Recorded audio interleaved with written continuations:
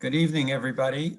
Welcome to our conversation with Bill Reilly and student winners of the William K. Reilly scholarships. So I'm going to tell you a bit about this program and how we got to where we are now. And then I will introduce our panel and we'll start the conversation. So the William K. Reilly program was formed as part of the program Center for Environmental Policy in the School of Public Affairs at American University in 2012 and 2013. And the idea of the Reilly program is to bring environmental issues to the attention of our students, to recognize the contributions that Bill Reilly has made throughout his career to US and global environmental and energy policy, and to bring Bill's experience and wisdom and make them available to our students.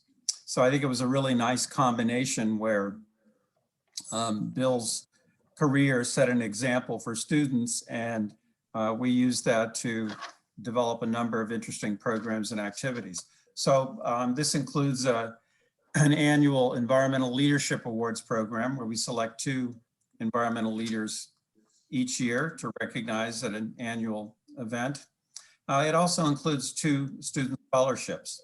So each year we select 2 students from our Master of Public Administration, Master of Public Policy programs and recognize them with the Reilly scholarships. And the criteria are that they have an outstanding academic record, they have a commitment to a career in the environmental, energy, or sustainability fields, and that they have qualities that mark them as future environmental leaders. Because a big goal of this program is to identify and help develop environmental leaders of the future.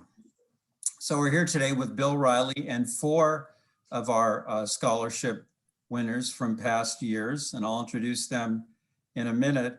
Just want to say that this was part of a series of essays that were put together at the initiative of Caroline Nickerson, one of our panelists today. It was her idea and she helped make it happen. And the essays are really worth reading. So they're available as part of the program, but they really give a perspective from young people who are early in their careers and who are going to be really important in solving the kind of environmental, energy, and sustainability problems that we're all concerned about. So let me introduce our panel. I will start with William K. Reilly, Bill Reilly.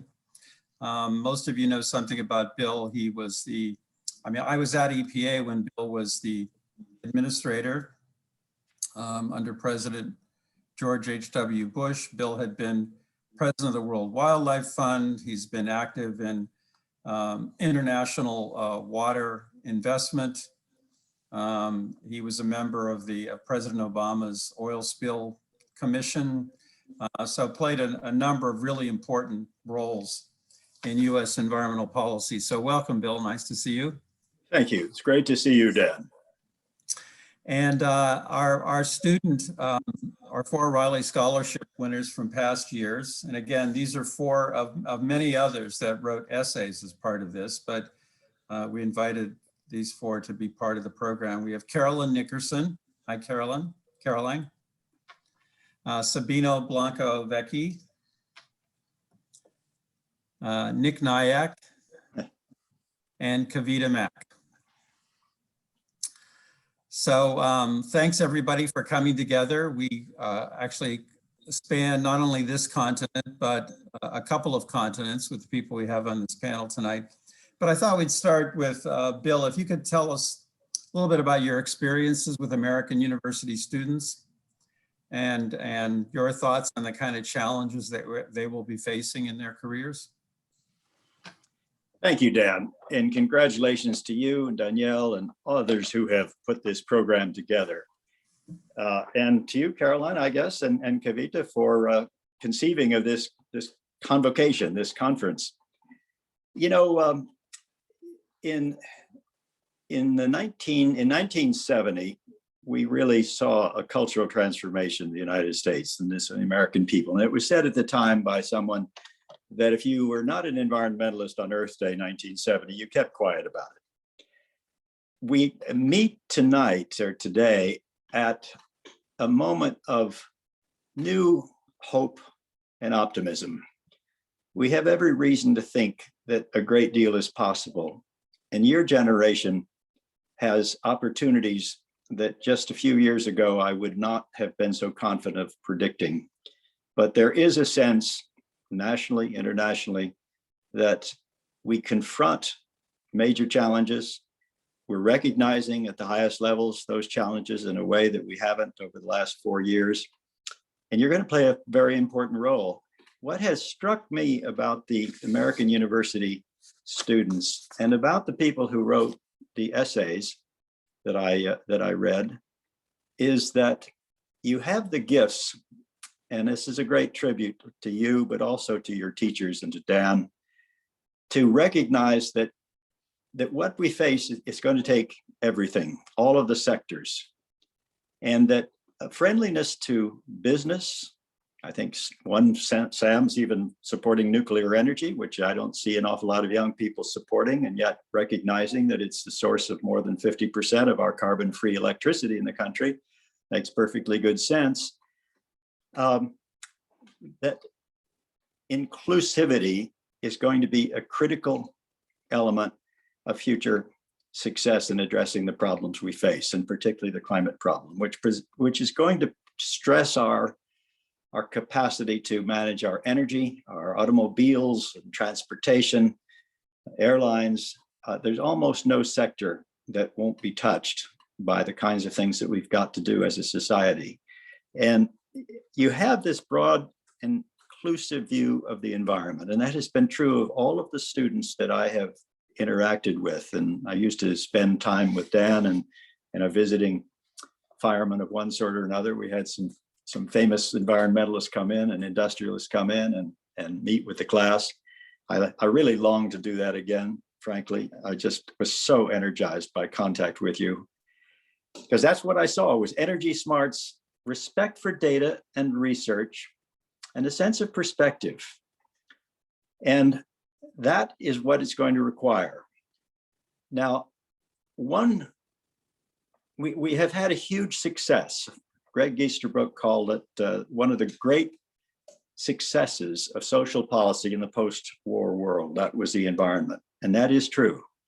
And most of you are not old enough to remember the putrid state of most of our rivers, the fact that you could see the air in Pittsburgh and Los Angeles and New York, and you had to change your shirt before you went out of an evening if you were outdoors in New York. Anyway, we made tremendous gains against all of that.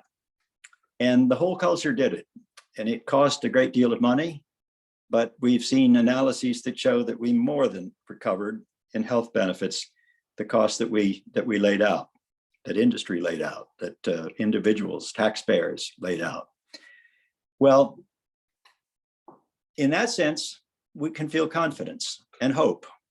And I would caution you, as you have recited in your essays, particularly the very austere, almost insurmountable looking challenges that we face, to remember that we've done something like this before. The culture has transformed itself. It needs to do so again. And frankly speaking, on the major threat that is the preoccupation of most of the authors of these essays, we have not really succeeded. The culture is resistant. We just had a national election in which more than 70 million people voted for someone who considers climate change a hoax. We're not there. And we won't get there, in my opinion, unless we find a way to bring more of the society along. And that will take an attention to language, to respect, to patience in the company of people who disagree with you or don't really believe in the kind of science that you're reciting. It will be more than anything else. I think that word of respect is important.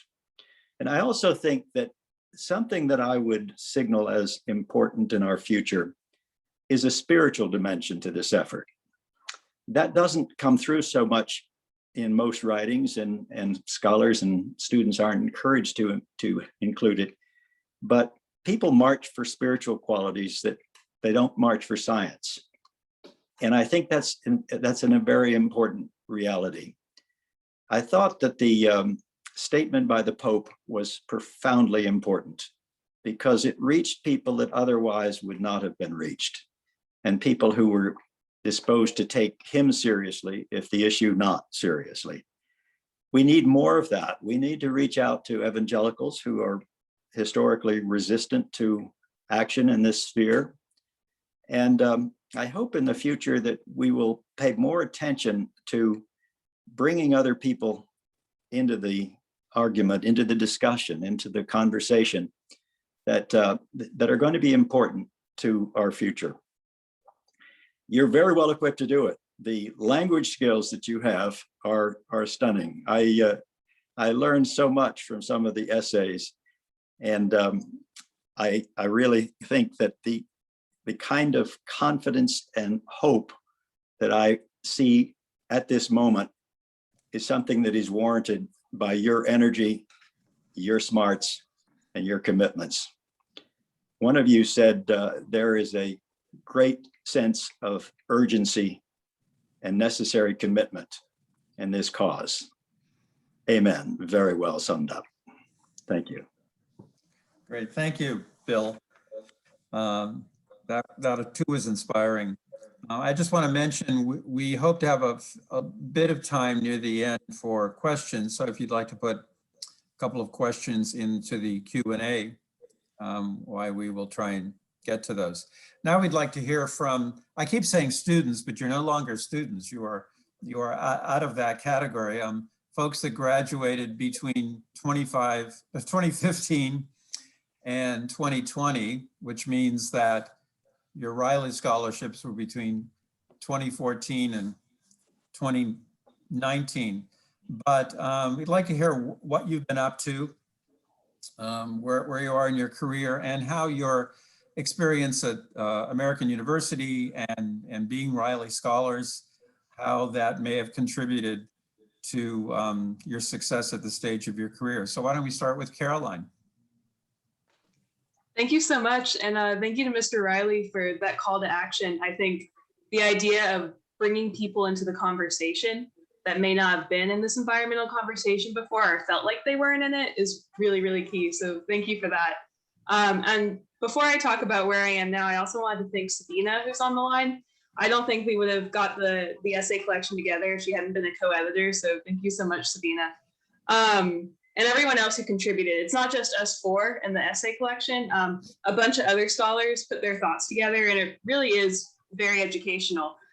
You'll learn about everything, as Mr. Reilly said, from nuclear power to carbon taxes and everything in between. So it's a lot of fun. But I wrote my essay about my student experience because I think what I learned in class was I got the vocabulary to work in this field, the types of conceptual innovations that you really need to make a meaningful difference in the environmental field. My day job, I spend my days doing citizen science with people. So I work at SciStarter, which is an organization that connects anyone from all around the globe to real science they can do. Everything from water quality monitoring to health research and other topics, even astronomy. And I think in one of the programs that I run is a corporate volunteer program with Verizon called Become a Citizen Scientist to Protect the Planet. So I think this public engagement aspect is really meaningful. I'm able to bring in what I learned in my policy courses and the ways I learned to describe the environment to scientific engagement. So I really love it. I'm so grateful for the education I got. I'm excited to do a PhD in the fall in agricultural communication, this time at the University of Florida, bringing everything I learned at American University to it. One of the many things I learned from those essays was your multiple streams model, Caroline. I had never heard of it. And I thought, well, I want to know more about that. But what it implies is exactly what I was talking about we need. Yeah, Dr. Fiorino's class, that's I think that was the first course I took with him. You talked about the multiple streams model. Yes, it's very popular and well-known in the public policy field. And I just think it's a great learning tool. So thank you, Caroline. Sabina, why don't you tell us what you've been up to and how this program influenced you? Of course. First of all, hi everybody. Thank you very much for being here today. I'm super honored to be part of this panel. Thank you especially to Dan and to Bill for being here today. It's a real pleasure for me to be with you. Um, for me, being part of the Reilly scholars, but not only about like the Reilly scholars, I've been also a research scholar at the Center for Environmental Policy at American University during my 2-year master program. And it has completely changed my life. I'm originally from Argentina, and I did my master without an energy or environmental background. And during those 2 years, I learned so much. I became aware of so many things that completely changed my professional goals. Um, Today, I'm working at the United Nations. I'm especially working on the development program on energy transition and energy access, mainly on countries in Africa. So being part of this group of people has allowed me to think on the challenges that we face today. And it's not only environmental, as Bill says, it's a cultural shift that we are needing today. And it's not also about a winner take all, right? It's about a blend of alternatives. It's about talking about the just transition, and it's about also talking about being respectful of the others. And in this respect that we must have within one to each other, I do think that, as Bill says, it's nuclear, it's renewable energy, but it's even we must go beyond that, right? We must think on green hydrogen, we must think on decarbonized technologies. Every alternative today counts, and we are in a really challenge and in a real urgency on achieving Paris targets and on being able to achieve just a 1.5 degrees Celsius of regarding like pre-industrial levels. So I do think that we must think in that way. I do think that we need also to be in the conversations on high level dialogue and things like that, because our voice also needs to be here, and we are also the next generation. So yeah, happy to be here discussing these kind of issues that really passionate me, and I'm super honored to be here today again. Thanks, Sabina. Nick, you are working for the government of the District of Columbia and doing some interesting stuff. So tell us what you've been up to and what the program meant to you. Sounds good. Hello, everybody. And I think out of all of my fellow Reilly scholars, I think I'm the one that's doing the least amount of direct environmental work. So I work for the Planning and Economic Development Cluster for the Washington, D.C. government, otherwise known as DEMPED.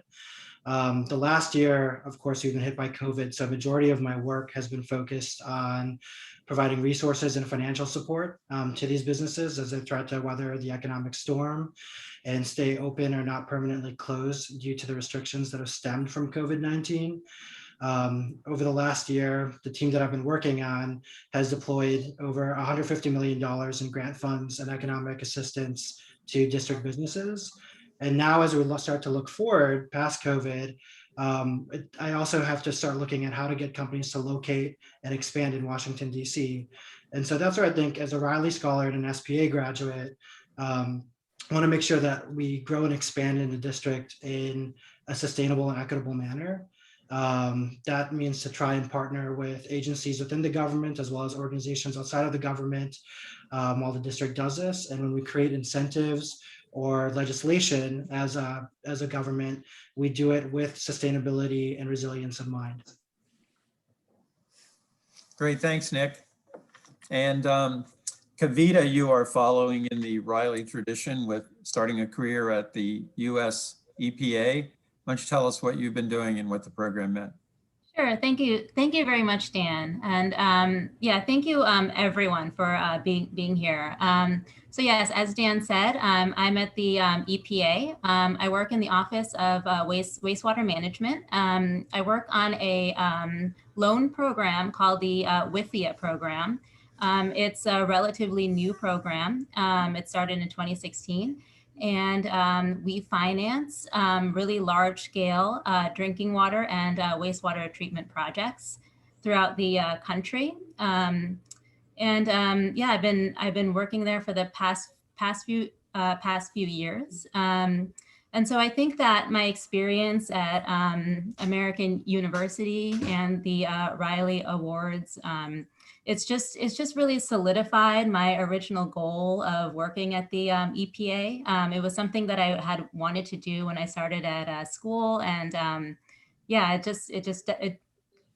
definitely showed me that this was the organization that I wanted to be at.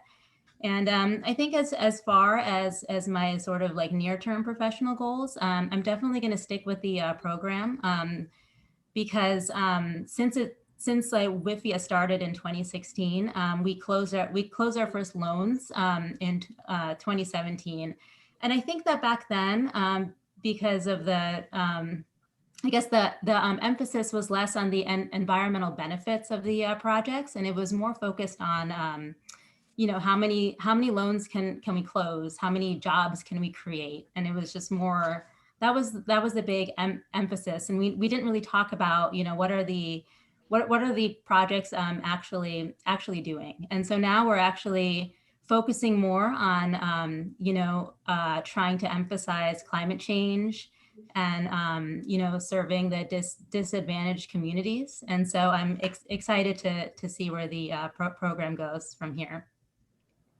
Thank you. Thanks, Kavita. So Bill, these folks carry your name on their resumes. I'm so proud. What do you think of their progress? I really am. I was thinking, I don't know when you want to open this to questions, but there's several questions that I would pose to Kavita, particularly about the places where these loans are going and how the communities are able to repay them, because in some of the most desperately financially starved places, they really have the worst water. But anyway, these are fascinating questions. They're very worthy ones. Nick's clearly been on the front lines of the devastation. I have a very close friend who owned one of the best restaurants in San Francisco and finally just packed it in and retired. When he heard about the stimulus, he began to reconsider, and we're very much hoping he'll reassemble his team. But a lot of damage has been done. And so we're going to have to do a fair amount of cleaning up before we enjoy the full fruits of the stimulus and the kind of a year that is expected. I have to say, I'm on a couple of boards which have access to a number of prominent CEOs, and they are, by everyone, expecting a blowout year this year, from now on, and next, as a consequence of the amount of money that's going into the economy. And so I think that that makes me feel very good, and I support it. But I think that the burden of making sure that we are careful and wise and judicious in the way we allocate funds for things is going to be very important too. Yeah, definitely. So like Bill, I read your essays. You're all such good writers. I remember that. By the way, sometimes I hear people complain about the writing ability of young people these days. I think it's really good. I think there's some terrific writers. Well, you've sure got some here. I couldn't agree more. Yeah. The essays are beautifully written. So Kavita, you wrote about climate change, especially the impact on the most vulnerable, and some of the different effects on mass migration and water and so on. Nick wrote about links between environmental issues and economic and social policies, and the need for inclusive strategies. Sabina on climate and the need for international cooperation and the critical role that financing will play in that. And I know that's a particular interest of yours, Sabina. And Caroline, just some beautiful thoughts on the environment as a concept and how if we don't think of the environment in the way that we do, then are we really going to be able to deal with environmental issues? That was very nicely done. The need for innovation, leadership, and cooperation. So I'm just curious, what inspired you to pick that topic and why you did that? So Nick, do you want to start it off? Sure.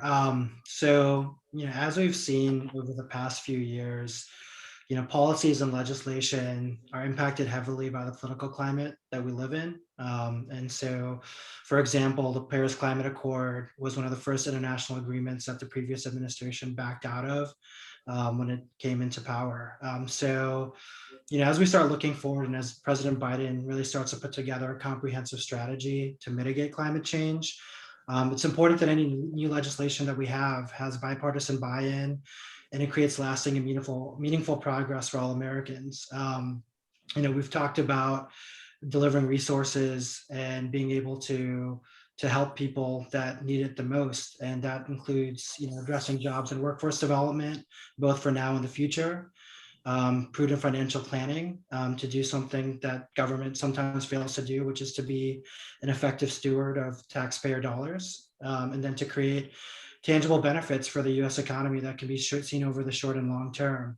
If we're able to do that and tie in environmental and sustainability wins with great policies, especially if we're going to pump a lot of money into the economy through stimulus, and I'm sure some great infrastructural improvements across the country, we have to make sure that we're doing it in an equitable way as well as a sustainable way.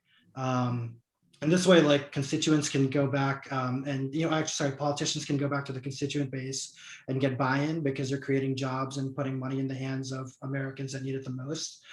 And hopefully on the Hill, people can work together regardless of political affiliation and party affiliation, and accept that climate change is inevitable and the work that we have to do needs to last, and it won't get overturned in 4 years regardless of who's sitting in the White House. So thinking about system-wide changes and hopefully adopting and implementing, regardless of who we're backing or who we vote for. Yeah, okay, thanks, Nick. Yeah, you mentioned bipartisanship, and Bill, you were the EPA administrator at the time of the 1990 Clean Air Act amendments, which really weren't bipartisan. That was the high watermark of bipartisanship. I think it probably was. 89 to 11 was the vote in the Senate. Yeah. Yeah, isn't that amazing? Can you imagine that happening now? No, very difficult. Yeah, so I know that's a big issue. Kavita, what inspired you to write about climate change? And you're particularly concerned about what's happening in many of the most vulnerable parts of the world. Yeah, so I was actually well, first I'll sort of introduce what my essay topic was. I was writing about trying to imagine what would be the most pressing issue that we would be dealing with in 2120. And so my essay was about basically the migration issue. So essentially, because of the effects of climate change, and how they wouldn't necessarily be spread out evenly. There would be basically massive groups of people having to leave their homes because climate change would basically exacerbate economic issues. And so I was actually inspired by a paper that I had written at American University. It was in the School of International Service. And I had taken a course on global political climate change. And I wrote a paper about the link between climate change and conflict, like violent conflict, specifically in the Sudan area, in the Darfur region. Basically, there were two agricultural groups there. There's sedentary farmers and nomadic pastoralists, so cattle herders. And for many years, the cattle herders had sort of come up with an agreement with the farmers, and so they could move their cattle through their lands. But then they were faced with a multi-year drought and really bad rainfall conditions, and so basically it created conflict. And so there was many years of famine and violence. And so basically, I was trying to, in this class, find some sort of link to see if you could sort of tie climate change with these issues. Unfortunately, because it was such a short course and it was just one assignment, there was no way that I was going to discover if there was any sort of correlation. But I did learn that basically in studying this link between climate change and conflict, that there was an even bigger underlying issue, which is the whole refugee issue. And so, before sort of all the violent conflict happens, people have to move. And so I was just sort of talking about how, because our current framework, our sort of political legal framework doesn't really define climate refugees. It was a post-World War II framework, and it defines like refugees. It's sort of the like UN definition, which says that, refugees are people fleeing persecution and violence. And so in the next 100 years, I think we're going to see more and more people migrating because of climate change. And so it's something that, we're gonna have to come up with a new sort of political definition of refugees. Yeah, very interesting point. I'm glad you did work on the international field and saw the connections. I mean, the connections are absolutely clear between what happens in the United States and what happens in the rest of the world. Sabina, when I think of you, I think of energy, because you have lots of energy and also because you're interested in the subject, in particular, clean energy. And I'll say, Sabina helped me with a writing project this summer and educated me on the many virtues of green hydrogen, the role that it could play in a clean energy transition. But tell us about your topic and what inspired you to do that, in particular, just sort of how financing is important. Of course. Thanks, Dan. Yeah, well, when I think about writing a topic, it was something that in some way passionate me about talking, but also concerns me a lot. And it's this idea of the urgency of the energy transition, not only because of the relevance of the energy sector, but also because of this concept of sustainable development, right? And when we think about energy, there are two main issues that I think. One is energy access, and the other one is the energy transition. Mainly as coming from a developing country and thinking about what's my main role today, also in a professional area, there are 700 million people still without access to electricity, and that is unacceptable because without light, we cannot think of anything. We cannot think of education, we cannot think of quality of life. So mainly energy is across everything today. And when we think also in access, in giving access to energy, we have to think on how we will give that access. And for that, we need to make it in a sustainable manner. So we think in renewable energy and even beyond that, right? Because we need to achieve the climate goals, we need to achieve SDG 7 by 2030. And it's not sufficient just with renewable energy, because all the forecasts say that we may even be able to achieve 80% of renewable energy, but we have a 20% that we must fill with other blend of alternatives. So also being part of the center and making some research, and also then in the professional area, I saw that there's a main debate about how to achieve all these climate and environmental goals. And there's a huge gap between talking about the energy transition how to achieve it, right? And in that sense, I mean, I'm a clean energy advocate, but I do think that we need to open our mind and think to having everybody on board. And I'm thinking everybody on board, not talking about sectors, but also talking about people.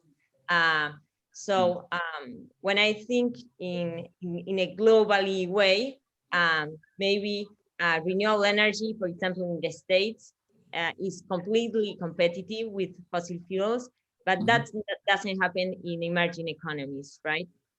So mainly in emerging economies, investment and the private sector plays a key role because we need to leverage financing to be able to scale up our efforts on the clean energy investments, especially. So there, I do think that public policies play a key role.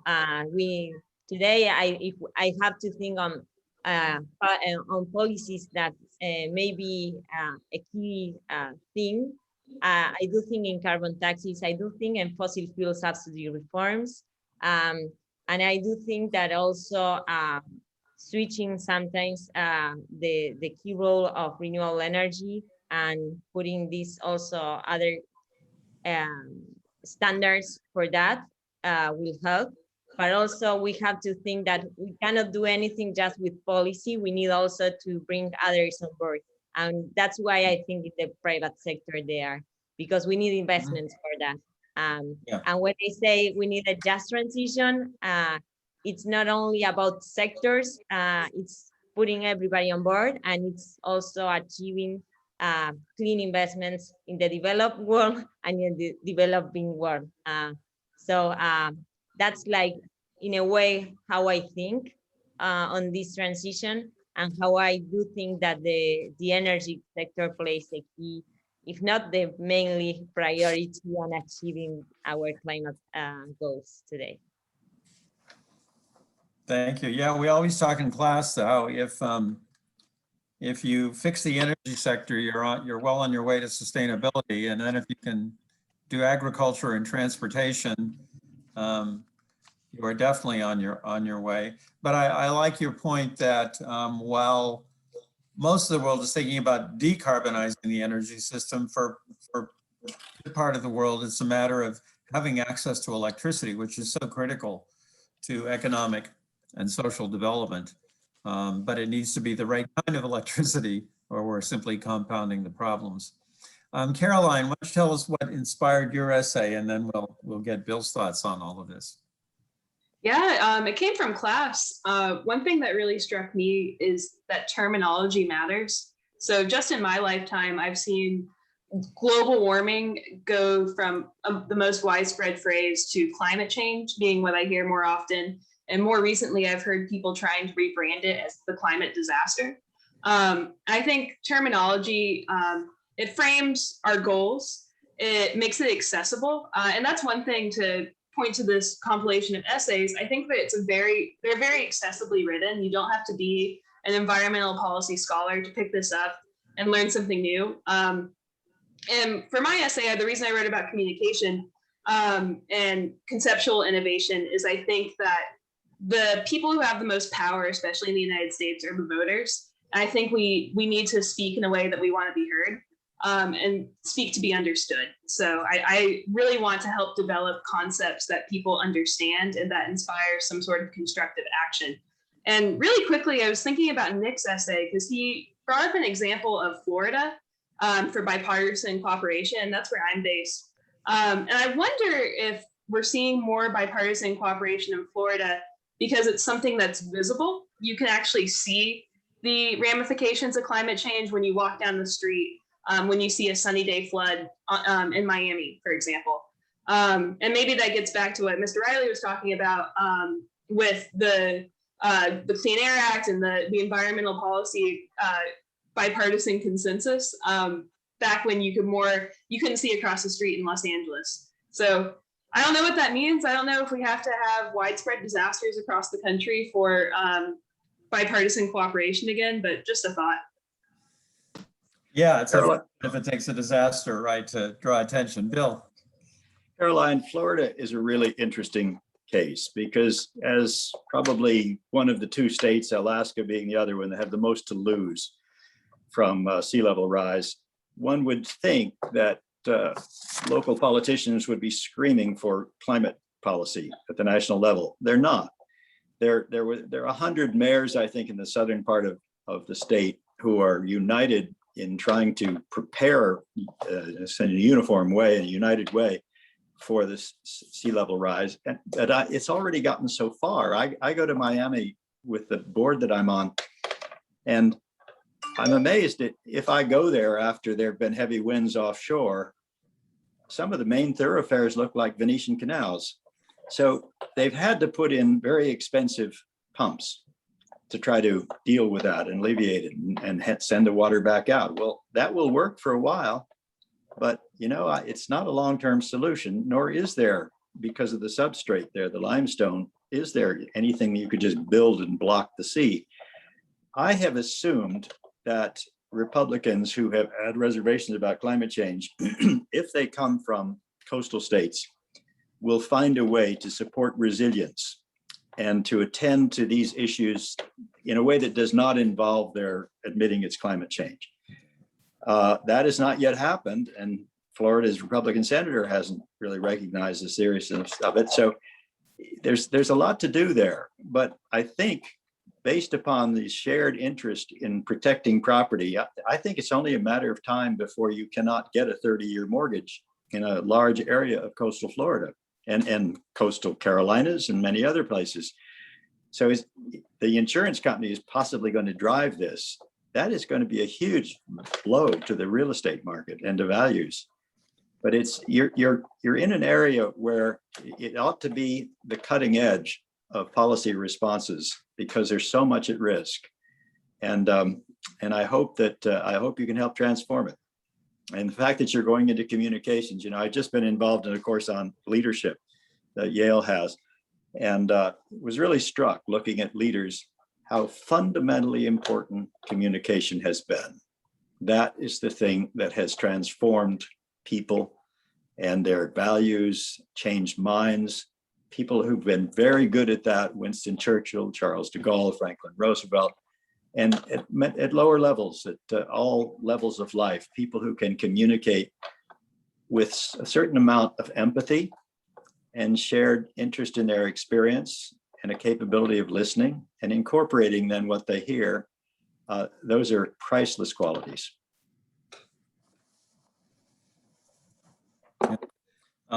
So I wanted to look a little bit at sort of get people's views on how the nation, the states, the world are doing in meeting many of these challenges, particularly at an early stage of your career. I mean, you must be optimistic because you're working in this area. I once had a student in a class, it was before you all came several years ago, but he had never taken an environmental class before. And halfway through the semester, one day he just said, this is all so depressing because there's air pollution and water pollution, and the climate is changing, and the world is destroying wetlands and coastal estuaries and so on. And I said, well, yeah, it is, but there's also the other side of it, and that we're making a lot of progress on all of these issues. But sort of how optimistic or pessimistic are you, and why is that the case? Who would like to give us some thoughts on that? Caroline? Yeah, I'll jump in first, and then I think I'll pass the mic to Sabina, because I really want to hear her thoughts on that. Because I feel like you probably have the most optimism coming from an energy perspective, because the things that you've been talking about, especially tonight and in your essay as well, are so concrete and things that really feel like they could be real very quickly. But I do feel really optimistic, and part of it comes from my job. Just anecdotally, I work with a lot of people who maybe they haven't really thought about the environment much in their life, or climate change at all, or I've even worked with folks who might be climate deniers. And when I do citizen science with people and I walk them through the process, like, let's take an observation, let's make a water quality measurement together, let's look at inches of rainfall differences from year to year. I think you can change minds if you come at it from a place of collaboration and partnership. And I really do love living in the United States. I think that there's such power at the local level. I'm sure Nick sees that in his job, the fact that local officials can really make a positive difference for people's lives, especially in the realm of environmental policy. And then with our federal agencies, I'm sure Kavita sees that. There's so much to be proud of with the institutional legacies we have in the United States. And then internationally, I know Sabina can probably speak to that. I think there's a lot of hope in international agreements. And the essays in this volume do touch on like what would it take to have a lasting international agreement that means something. So I am really optimistic, and I think you all are too. But Sabina, I'd love to hear what you think about in terms of optimism versus pessimism. Yeah, happy to jump in. And thank you, Caroline. I really appreciate also your views, because I'm kind of the international people here, right? Well, yeah, I'm optimistic, and that's the reason why I'm working today where I am. Like, I'm in an international organization working on energy, access, and transition, and thinking that things can happen and that change can be done with the detail that it's urgent, and we cannot wait until a few more years. We have to act right now. And what we are needing right now is to scale up efforts. What we are doing, it's not sufficient. And I'm talking about this, but I'm optimistic because also I do think, like, for example, the role of the states as a leader today will definitely change with the new administration.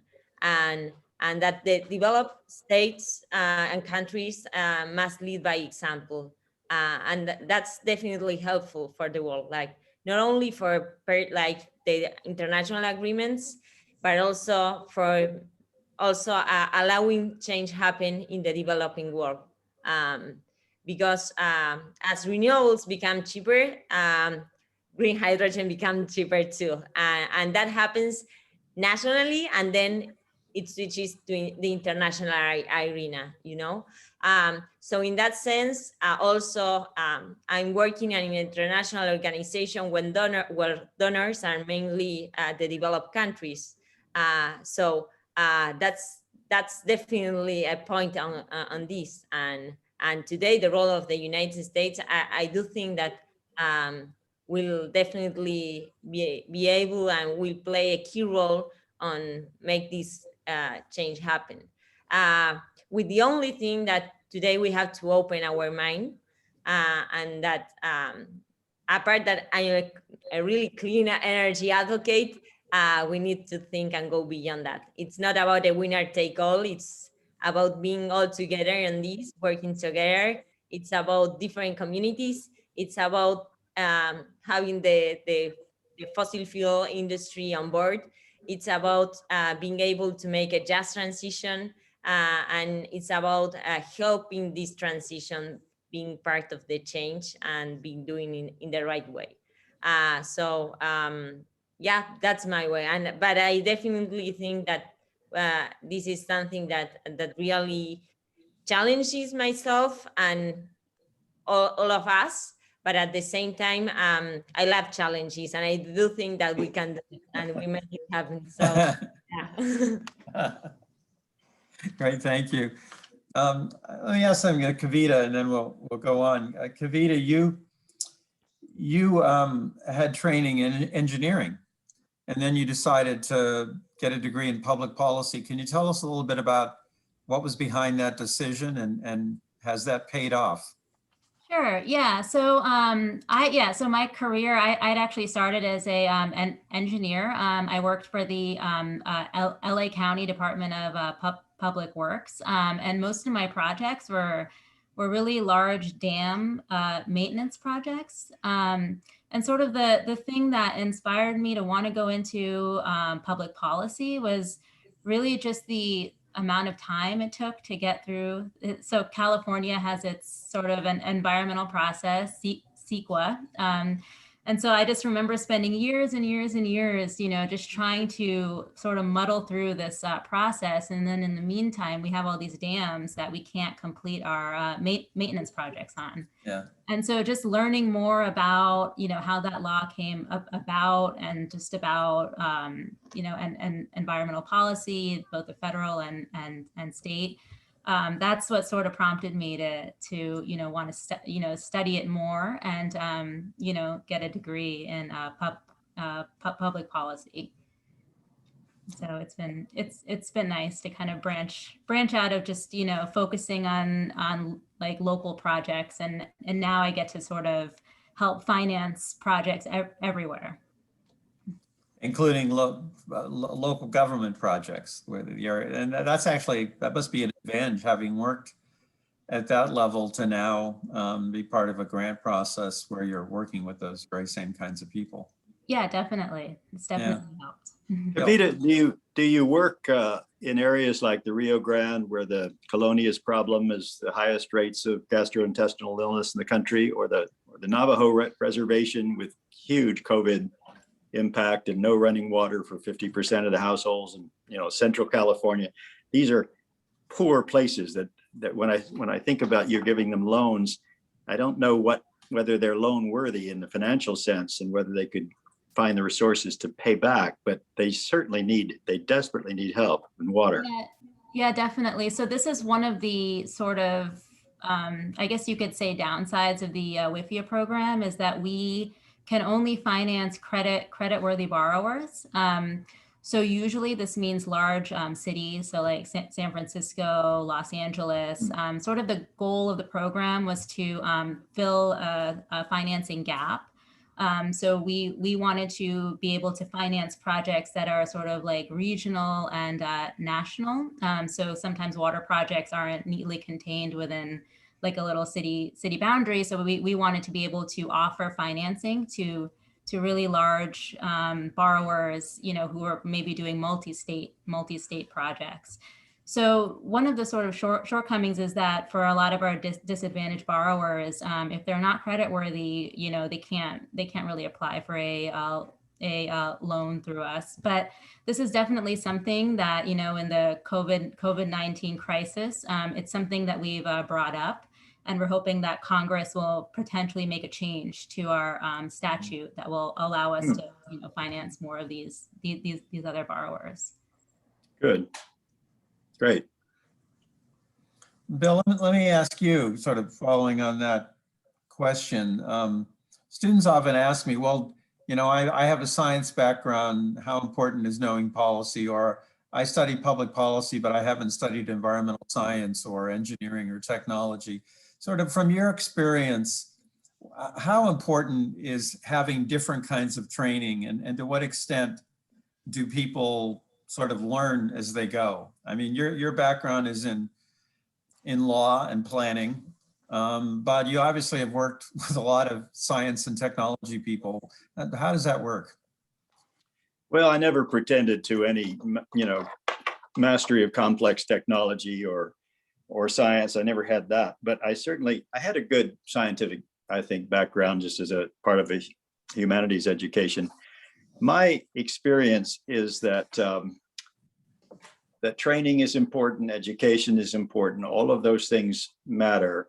And it doesn't matter so much what they are. I mean, you look at Steve Jobs, what was his real passion and expertise?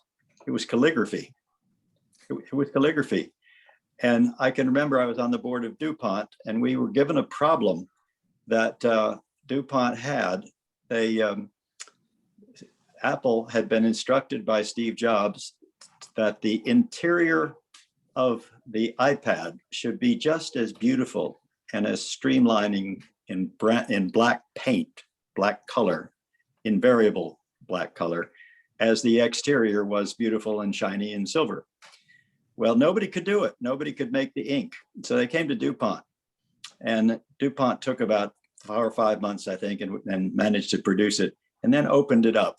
And it was just beautiful, but no one would ever see it. Remarkable quality that he was interested in. And that's it originated apparently in his fascination with calligraphy, and his father had values like that too. I think that experience it becomes over time more important than early training. You build on your early training and you hope that it's relevant. It isn't always. Law was very relevant to running EPA for sure. But it wasn't so relevant to the financial issues raised when I had an NGO that was borderline solvent, and it took me a while to figure that out. What you do with your experience, and I remember when we hired 500 and some people for the new Clean Air Act, and I always delighted in the fact that that group included 3 clowns, 4 jugglers, several puppeteers. I mean, it's like World War II, the British did that. You know, if you looked at the British Secret Service, they had these actors, theaters, stage sets. In fact, when they built this group of tanks to cause the Germans who were flying these reconnaissance runs to think that they had many more resources in an armored division than they had, the tanks were all made of paper mache, and that had been the art of these theater designers. Well, you can get imaginative, resourceful people from a lot of different lines of work, and sometimes if you mix it up, you'll do a lot better than if you look for standard kind of academic credentials in one dimension, in one profession or specialty. But the question is, what do you do with your experience? Do you learn from it? Do you try, especially at your ages, to make sure that you are in a situation which is helping you to learn and grow? And someone asked me not too long ago about a board invitation, and this is somebody who had very limited time, and said, will I learn from that job, that position? And I said, honestly, I don't think you will. I think you know enough already in that sphere. So that's a question to ask yourself. On this subject, we were talking about optimism. You know, just before the Keystone Pipeline was considered for the first time, there were some environmentalists who said, were quoted as saying, if the Keystone Pipeline gets approved, it's game over for the climate. And I remember at the time thinking, wow, that is really an unwise thing to say, because it may get approved. And in fact, the presidents I worked for would have accommodated Canada on something that mattered so much. But I think the affect you take, we are all very aware, and the assays make clear, of the very severe problems we've got, you know, of destroying habitat, and the animals then infecting humans with virtually every modern disease is jumping from humans, often in forest degraded environments, to people. Well, how we relate to that, and whether we act as though this is, you know, we're just about at Armageddon, civilization may end, planet may be destroyed, that's one way of responding. But in communications, I think it's much better to look back on the successes we have had, recognize we're a very resourceful, resilient species. And there are a lot of spheres, and Sabina's talking about one that's just run away with us and been much more successful, with the price coming down and the quality of the windmills going up and the solar panels. We're doing pretty well in a lot of the areas where we have actually set ourselves a serious objective. Country has not done that, in my mind, on climate to this day. And there are a lot of reasons for that, but one expects and hopes, and there's some reason to think that it will in the near future. But I think that affect, whether to be sort of Jeremiads about things, and there's certainly a basis for it, or whether drawing on the kind of resources we have and confidence that of the training we've got and the direction we're going, that's a choice that a young leader has to make.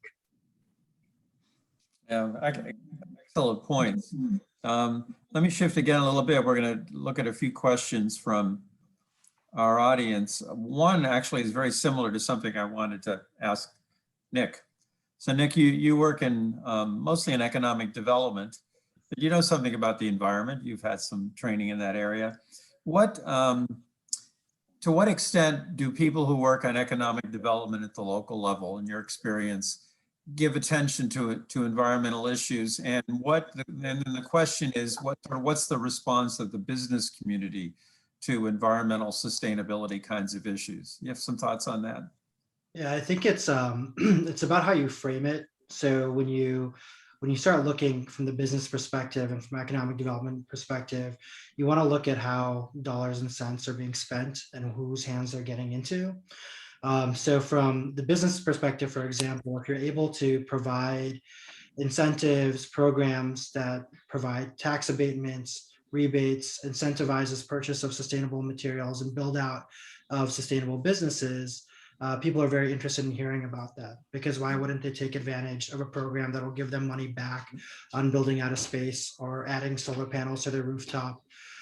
From an economic development perspective, from the government side, I think, I'm lucky to work in DC government. I think DC is very forward thinking when it comes to environmental and sustainability issues.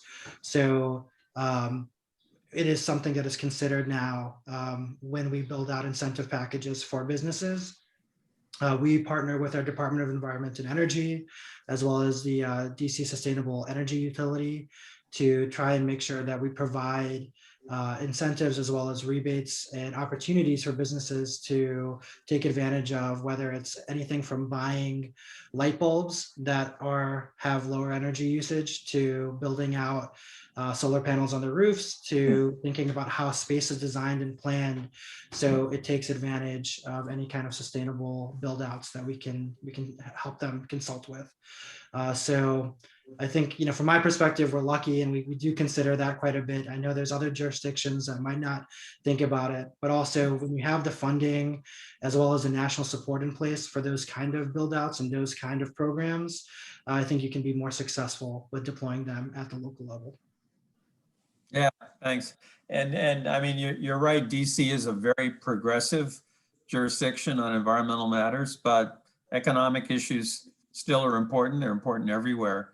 So it's, I agree. You want to link environmental, economic, and other kinds of decisions, and that's when you can get the win-wins. Caroline, you want to pursue advanced study in communications. Can you tell us a little more about that, what role communications plays, and what you would like to do with that kind of knowledge? Yeah, I think my life will be dedicated to public service and public engagement.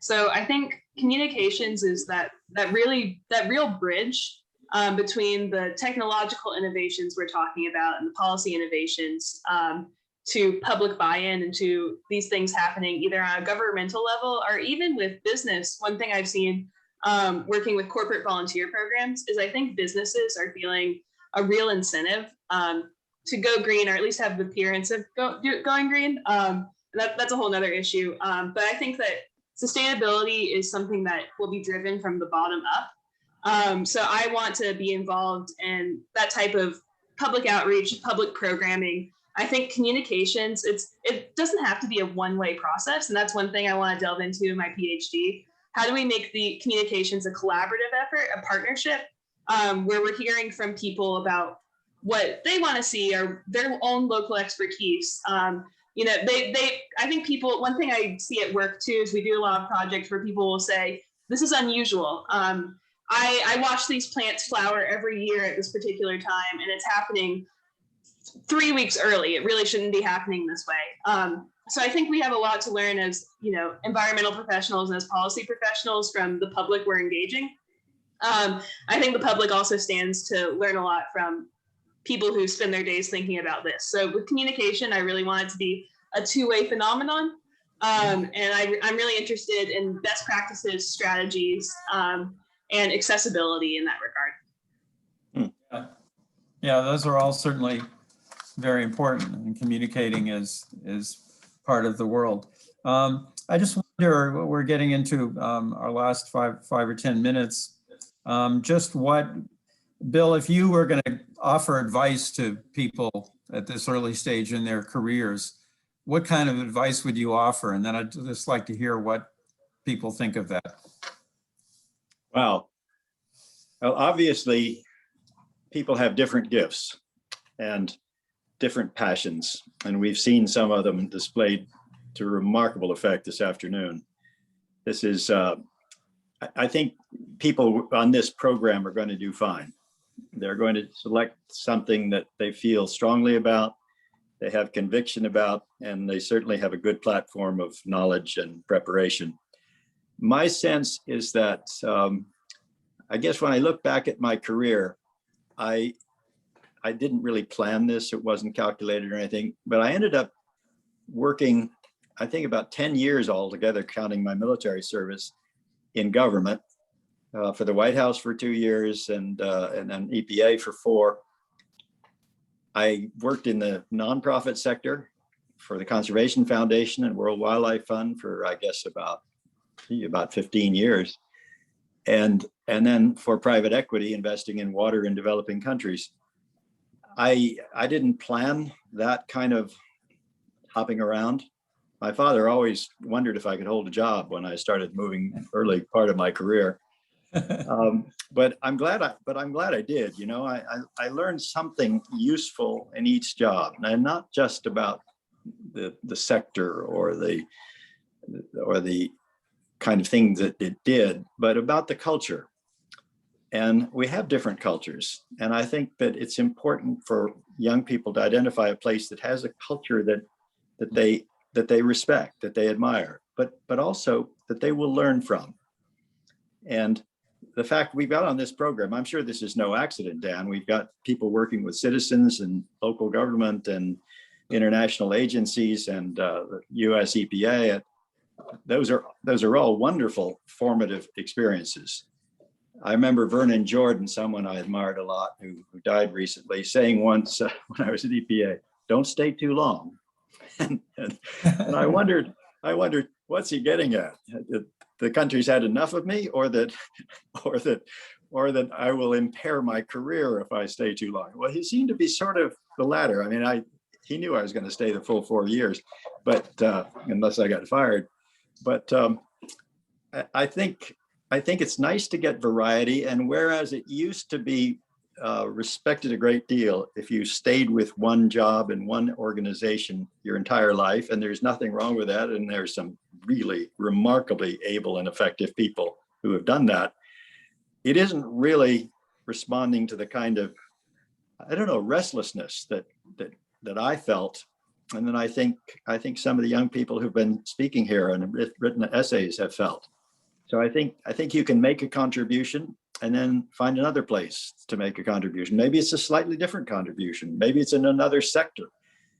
Years ago, I was asked by the German environment minister to come to Germany to advise on how to create a conservation foundation. And we spent a lot of time at the Conservation Foundation thinking about it, and finally concluded that we couldn't really set up what he wanted, because my executive vice president had written the Toxic Substance Control Act. He taught at Princeton. He'd been in the White House. And it was explained to me, you can't do that really in Germany. You can't go from the private sector easily into the government. And you certainly wouldn't likely go into an NGO or an NGO in those days into business. So we have a very flexible, large country and economy, and every reason to take a piece of this pie and also try that one. Yeah, I remember once in a conversation with students, you gave some advice along the lines of, well, have a plan, but be ready to depart from the plan and try something different. Yeah, fair enough. Think it through, but be flexible. So let me ask our other panelists, what at this stage of your career, if an MPP or MPA student in the first year of the program were to ask you for advice, you're not that far out, but what kind of advice would you give? What would you say, Caroline? Yeah, I think I'd tell them to have fun with it. I I think you can learn a lot from just the program itself. I think I'd tell them to invest in their classes. I turned every class I had at AU into an environmental policy class, and my professors were really great about that. Even when I went to Brussels for an EU class, I was able to write a comparative paper about water policy. So I think tailor your classes to fit your interests, have fun with it. And I second everything Mr. Reilly said about being willing to change new things, and what you just said about be willing to depart from your plan. I think that comes with just pursuing the things that, you know, make you feel fulfilled and make you feel like you're making a difference. Yeah, yeah, okay, very good advice. Nick, what advice would you give? I think if a student came to me and they're interested in environmental policy, I mean, just by listening to my fellow panelists today and seeing the linking of such a great problem, I think out of the greatest challenges sometimes come the greatest innovations. And so I think there's going to be a lot of space to kind of have an open mind about what's going on in this space. Also, just based off of my experience personally, I started working in finance and now I'm working in economic development. I really think that, you know, there is no service like public service. So I think if you have the opportunity to contribute to the government or contribute to public service in some way, even be a neighborhood commissioner, I think it's important to do that. Not only does it connect you with the people that are affected by issues that vary every single day, but it also puts you in a position where you can help and see tangible results from the work that you do. And so I'd probably recommend something like that. And then of course, keeping an open mind and looking at the opportunities and learning from the experiences of those that you come in contact with through your professional work. Mhm. Excellent advice. Kavita, what advice would you give? Yeah, so I think that I'll probably echo a little bit about what Caroline said, which is kind of have fun with it. While you're in school, definitely explore areas that you're not familiar with. I guess I kind of did that, you know, with taking like a course in the School of International Service, because I really have no knowledge about international issues, and so I was like, well, this is my one chance to kind of learn about it. And eventually it sort of inspired my essay in the publication now. And then I guess another bit of advice is that if you have a goal, stick with it. Because I know I was told many times that, you know, it's impossible to get hired at the federal government if you're like not a veteran. But I just kept applying and I eventually got through USA Jobs and now I'm here. So it's definitely possible. And now you're a veteran. Yes, of a different kind. Not quite. And Sabina, you are one of the best people I know at seizing opportunities. What advice would you give to someone? I have a lot, but one I would say is like try something new. Like try other courses apart from SPA. Like even if you really like policy things, I tried like 2 different courses, one at SIS and the other one at the business department, and they really changed my mind. And climate change is also across sector, across areas, it's across everything. And today you can find a lot of interesting subjects also on those other departments, and you can see other views that will also help you to think beyond what you think you are like, like try to challenge yourself. Even when you have to write a paper, think about something that you are interested in, but maybe you don't know much. That will like, that will help you to grow a lot. And as Kavita says, like, if you have something in mind that you think you can achieve, like persevere. I'm that kind of people. Like I'm a Fulbright scholar, and I tried 3 times to get that scholarship too. I'm in the UN, but you know more than anybody than that I have tried a lot of things before being here, and it's like I think that perseverance is one of the main things that I would say, and just don't give up. Like keep trying and keep trying different things, even if it's environment, even if it's climate, and across sectors, and you can contribute even in a private company or being in the federal government. You can make the difference. So it's not just being in the government level where you can make that difference. Sometimes it's in a small place where you can make a big change. So go ahead with that.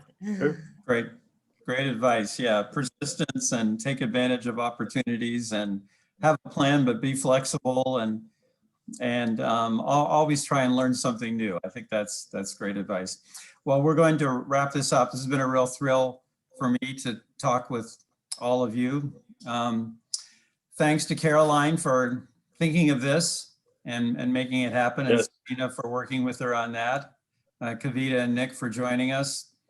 Thanks to Danielle Miller-Wagner, who, as usual, was organizing things behind the scenes. The AU School of Public Affairs event staff always deliver great support for these kinds of programs. And of course, a special thanks to Bill Reilly for all he's done for American University and for our students, and for joining us today. So we have 2 other events we just want to mention. One is the William K. Reilly Awards for Environmental Leadership Program will be held online this year. We're actually combining winners from 2 years and doing it as one event. So that's April 14th, 5:30 in the afternoon. And all of you who are with us today will get invitations to that. And then we're having a conversation with Savi Horn at the Land Loss Institute on April 29th at 4 o'clock in the afternoon. And that she would have been the speaker, the keynote speaker for the Reilly program this year. We decided to do 2 programs. We're going to have a discussion with award winners on the 14th. And then April 29th, we'll hear from Savi Horn. So thank you, everybody, for joining us. We hope to see you then, and good evening. Thank you, Dan. Thank you, everybody. Thank you so much. Bye-bye, all. Bye. Bye.